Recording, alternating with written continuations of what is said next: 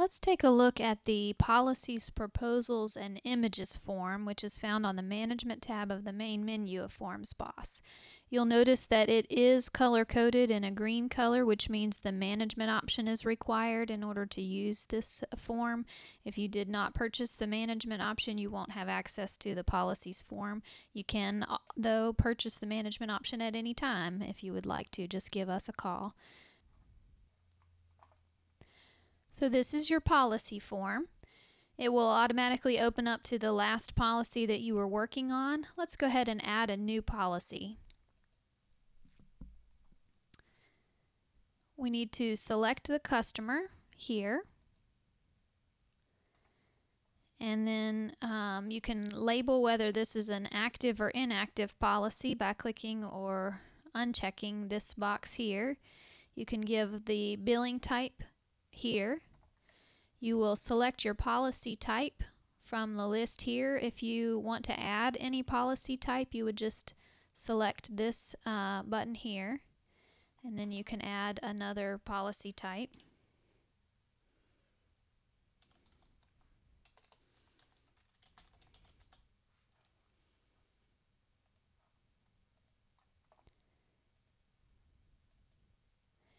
You select your company from this pull down and your sales rep here. You definitely want to put in a policy number for each policy. The issue date will automatically appear as today's date. You can change that here with the calendar button. If you wanted to put another issue date, you would just select another date with the calendar here and click the green check box. And then it will ask you if you want to use this same date next year for the expiration date. I'm going to click yes. It will ask if I want to be reminded of the expiration. I'll click yes again, and then it will ask me how many days in advance I want to be reminded of this expiration. And I'll put in a number of days and click OK. So you'll see that it filled the expiration date in as 1 year from the issue date. You can also enter a cancel date or a suspense date if you need to with the calendar features there. Down here across the bottom, you'll see a Notes tab similar to other forms. You can add notes about this policy. The Commissions Premiums tab is where a lot of the information about this policy is kept. This pay type would allow you to select the number of times your customer is going to pay on this invoice. So for example, if they were only going to pay annually, they would just you would just select one pay type. If they were going to pay monthly, you would select 12. Well, we're going to make this a quarterly payment. For that quarterly premium amount, you can type that over here. Add a deposit amount, a policy fee, and other miscellaneous fees. You'll notice as I add each of those that it calculates them into the annual premium based on these numbers here and the number of payments that I added here. You can add a salesman percentage and a broker percentage and add those into those boxes here. Over here on this side, you can select whether this is a new policy, a renewal, or an endorsement, and you can set the percentages for each of those here.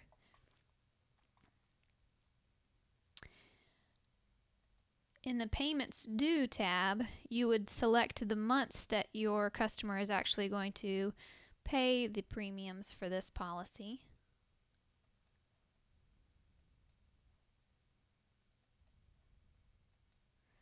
So I need to select 4 payment months since I said that the customer was going to pay 4 times a year. On this side of the screen, you have the Forms tab. You can add a form for this policy just by clicking this button here. And it will bring up your Forms List dialog, and you can search for the form by typing a number of the form. Your form opens up for you, and it automatically pre-fills your policy number that you added from the policy screen into the policy number fields on this form. We're not going to take the time to fill out this whole form right now, but I just wanted to show you how easy it is to add a form to a policy. And you can see that form listed under the Forms tab there on that policy. If you wanted to add a description for that form, you would just click on it to highlight it and then click this Add a Description.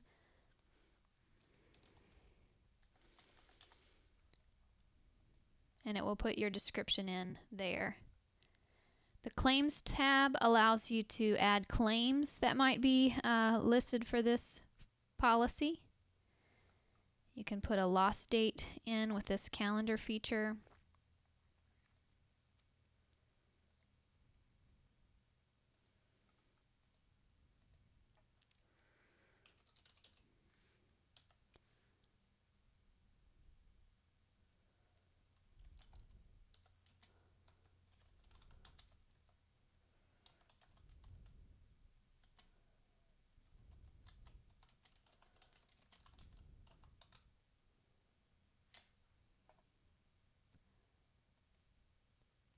And you'll see that your claim is listed there under the Claims tab. The Images tab gives you access to the Policy Images and Documents section. Let me show you how that section works. You can select to add an image from a file by clicking on this button here. You can navigate to where you have that file saved.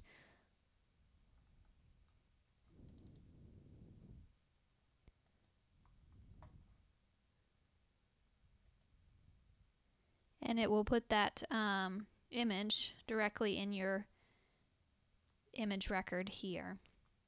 There is another tutorial that specifically goes into all the details about the Office Images Documents section, and so I'm not going to show you too many more features of this screen here, but just wanted to show you that you can add an image and a document for your policy.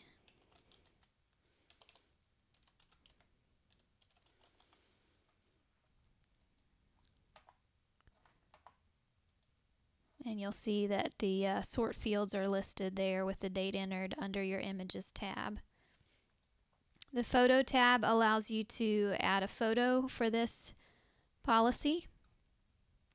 You can do that by clicking this Add Photo from File button.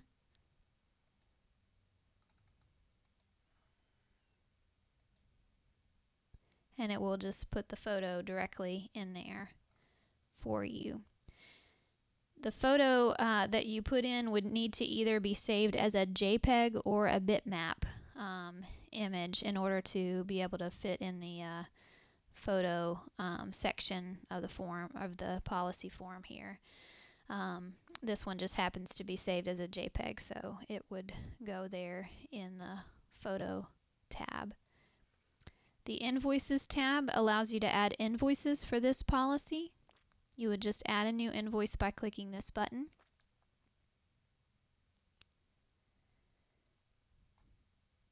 There is another tutorial that covers the invoice form itself, and so I won't go into much detail about the invoice form here.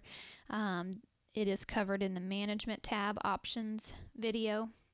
But you can add policies, you can add invoices for policies with this record here.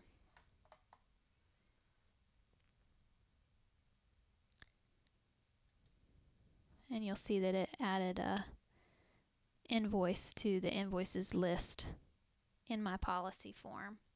You can also filter your invoices as open or paid or all. If you wanted to only see the open ones or only see the paid ones, you could select those buttons there. This Links tab allows you to save a link from a file or a folder on your computer.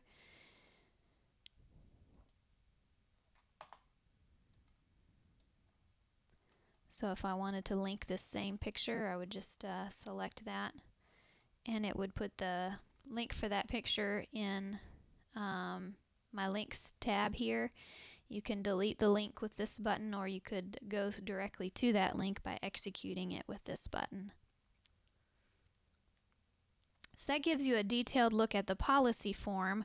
I want to make sure you also know about the proposal option within the policy form. That is contained in this button right here. Once you have all of your information entered in for your policy, you just click this Add Edit Proposal button, and it will create a proposal for you that you can then alter just as you would any other document. You can make changes to this proposal as you need to. It has basic information included in here, but you can type in and add and change anything that you want to. And when you're finished making changes to that proposal, you'll just want to go up here and get Save. And that will save that proposal to this policy. If you wanted to save this proposal elsewhere on your computer, you would go up here to File and get Save to File, and you could navigate and save it somewhere else on the computer if you needed to.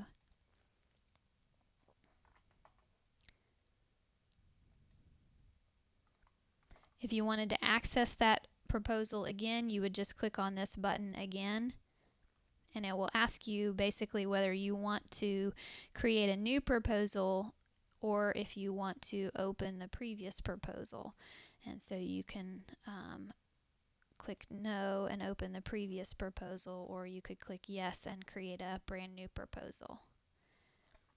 So that gives you an idea what the policy form does and the proposals option within the policy form.